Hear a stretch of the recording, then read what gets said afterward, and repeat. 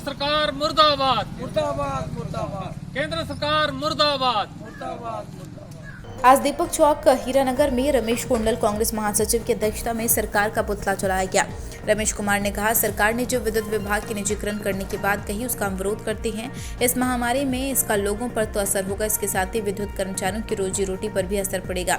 सरकार लॉकडाउन का नाजायज फायदा न उठाए, लोगों के भविष्य के साथ खिलवाड़ न करे। ब्यूरो रिपोर्ट अखिल पंगोत्रा की रिपोर्ट। केंद्र सरकार ने पैकेज दिया है और एक चौथे चरण में जो ऐलान किया है प्राइवेटाइजेशन ऑफ पावर, उसके विरुद्ध में किया। हमारी सरकार से डिमांड है कि ये जो पावर का प्राइवेटाइजेशन आप करने जा रहे हो, इससे लोगों का बजट तो बिगड़ेगा, साथ में जो पीडीडी के कर्मचारी हैं जो इस समय नौकरी कर रहे हैं, अपनी सेवाएं दे रहे हैं डिपार्टमेंट को, उनकी रोजी रोटी भी संकट में है। तो सरकार के आगे हमारी ये पुरजोर डिमांड रहेगी और विरोध रहेगा कि पीडीडी डिपार्टमेंट को प्राइवेट ना किया जाए।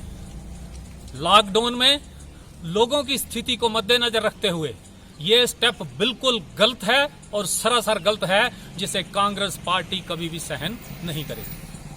अब आती है पैकेज की बात।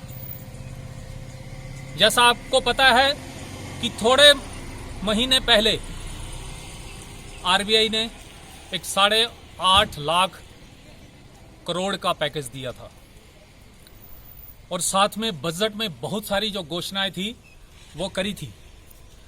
उन सभी घोषणाओं को और आरबीआई द्वारा दिए गए पैकेज को भी इस पैकेज का 20 लाख करोड़ का जो पैकेज बोल रहे हैं, इसका हिस्सा बना दिया गया है। अगर हम मोटे तौर पे देखें, जो नया प्रावधान सरकार ने किया है वो सिर्फ और सिर्फ केवल 4.5 लाख करोड़ का है, जिसको 10% जीडीपी का ये बता रहे हैं, केवल 2 या 2.5% हमारी जीडीपी का जो बनता है। सिर्फ खबरों में बनने के लिए, दुनिया को दिखाने के लिए ये जीडीपी का 10% जो पैकेज दिखा रहे हैं, ऐसा नहीं है। ये बिल्कुल सरासर झूठ है। बाकी मैं चाहूंगा कि जैसे आप देख रहे हो, मजदूरों को, ये सरकार मजदूरों की बिल्कुल अनदेखी कर रही है।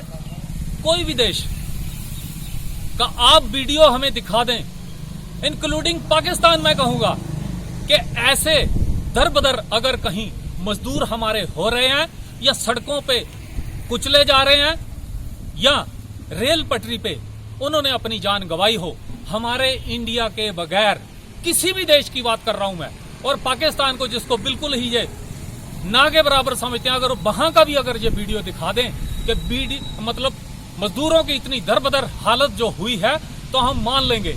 लेकिन सिर्फ और सिर्फ हमारी सरकार को हिंदू मुस्लिम मिनट में बना देते हैं, लेकिन अब तो वहां 90% से ज्यादा लोग हिंदू हैं, मजदूर हैं, उनकी सुध इनको लेनी चाहिए। सरकार को ये चाहिए था कि सीधे कोई बेनिफिट स्कीम ला करके उनके खातों में पैसे जाते, और सिर्फ मजदूर ही नहीं, बहुत सारे ऐसे लोग हैं जिन्होंने इस लॉकडाउन के चलते अपनी नौकरी गंवा दी है। चाहे वो रेड़ी फड़ी वाले थे, चाहे वो छोटे दुकानदार थे। जैसा आप जानते हैं कि दवाई की दुकानें, किराना की दुकानें और सब्जी की दुकानें ही चल पा रही हैं, बाकी तकरीबन हर किस्म का जो रोजगार है वो बंद है। तो उस हालत में लोगों की रोजी रोटी को चलाने के लिए सरकार ने केवल 5-5 किलो चावल ही दिए हैं, जो कि नाकाफी हैं।